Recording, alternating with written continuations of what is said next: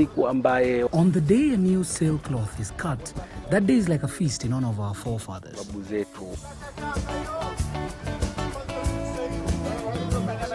Kwa majina naitwa Ali Omar. My name is Ali Omar, popularly known as Ali Lamu. I have been a fisherman for 18 years. Currently, I use the sailcloth to make bags, and that is my business. Nakutengezea mabagi na hiyo ndo shughuli yangu kwa sasa hivi.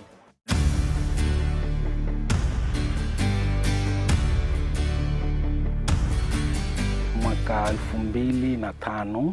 In the year 2005, when I was still a fisherman, the woman who is now my business partner approached us and started taking pictures of me, asking me about my life and the lives of our forefathers, what they used to do.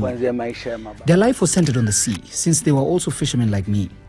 The sailcloth meant everything to them. When they went out fishing, when buying food, they lived on the islands. Hii tanga ni kila kitu kwenye maisha yao.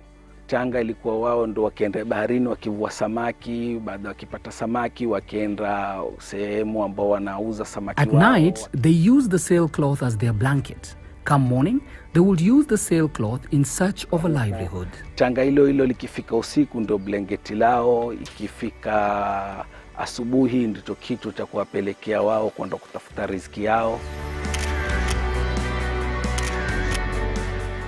Ali came to knock at my door and say, please Daniela, we are so broke, it's the raining season, I have no money, I have children to feed, please can you give us a job? So I just thought about it, I said, wow, actually I have no money, me too, I have no job, me too, but surely between you and me, we can do something. Sasa kanambia wewe kuna story nzuri. Then she told me, you have a good story. Why don't we start sending messages to the world and rather use pen and paper or phones? Why can't we, like in the past, use the sailcloth just like your forefathers? Kama zamani wazee kipelekana message kwa kutumia hiki kitambaa cha tanga. Then we drew the first heart and she wrote, love again, forever, whatever. Forever, whatever. And I say, you know what, Ali, I think we should frame it and expose it, put it in a shop of a friend. So we did so. After not even half an hour, a couple of America came and just sat in front of this beautiful heart and just hold each other hand and they say, wow, we love that. How much is that? So we sold our first broken heart on a piece of sail. So I look at Ali and say, Ali, it works. Let's do another one. And he said, yeah, sure. He went to look for another piece of tanga, open it.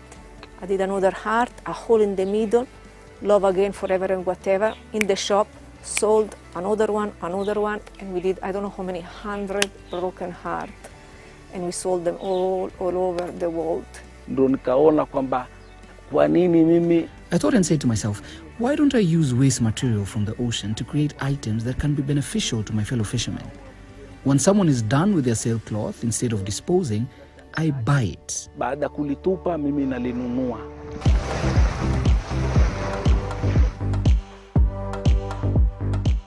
Nikisha kufika workshop. At the workshop, the first thing is to look at the quality of the sailcloth. What can be used to make the bags and those that can be used for paintings. Paint. Tunalikata, kisha kulikata linaanza kushona. We cut the cloth and start sewing the pieces together. Tekti maji. Alafu kuna zip zake na nini tunashona kisha kushona. We also put an inner lining and the zips which are outsourced. After that, we take it to the painter who draws according to what the client has ordered. Gani tunamfanyia ile design. Baada ya hapo kuna mama special. And then we take the bags to some of the women we work with and live some distance away from the workshop for stitching. The bags are then returned to the workshop where we check whether they have been properly stitched. Then we attach the straps and the bags are cleaned. Once they are clean, we attach the logo and other ornaments like shells. Then I go through all of them to ensure quality control before they are shipped to the clients. Linapita mikononi kwangu tena kuliangalia likiwa liko kamili, liko tayari hili sasa kwa kufika kwa mgeni.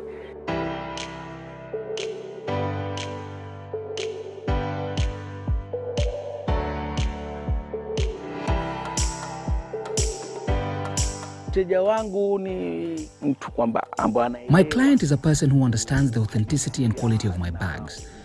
But most people view my bags as just pieces of sailcloth that have been patched together and sold at a high price. Alafu huyu anakuja kutuuzia kwa bei ya hali ya juu. Yes, this is our team. They love to wear this.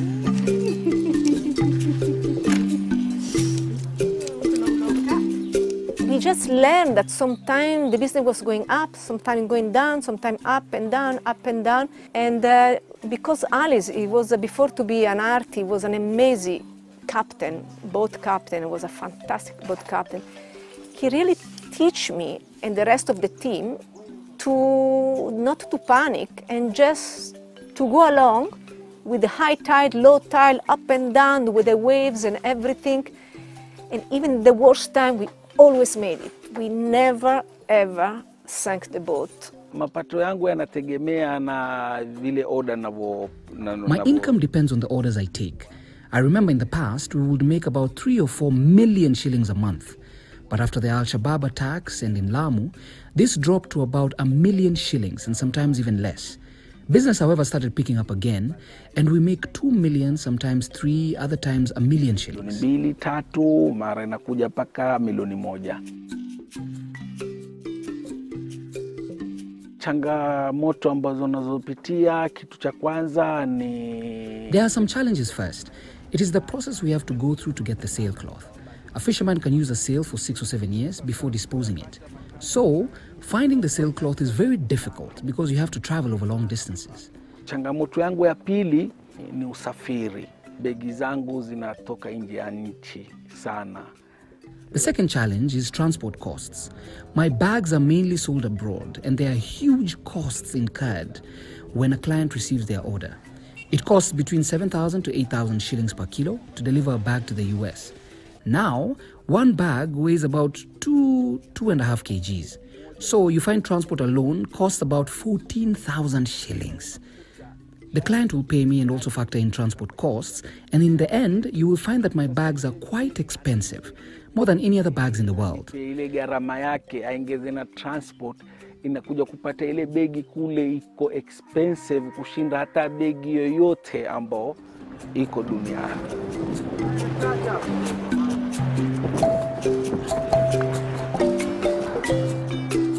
Kamba, mimi ushauri wangu naweza kushauri kwa vijana wenzangu. My tips to young people are, no one will bring you money when you're in your house. Instead of waiting for me to do something, then you copy what I have done, ask yourself, why have I taken that action and what you can do to improve your life? Jitume, jifikirie kwa nini mwenzangu amefanya hiki na mimi nitaweza kufanya nini kuendeleza maisha yangu.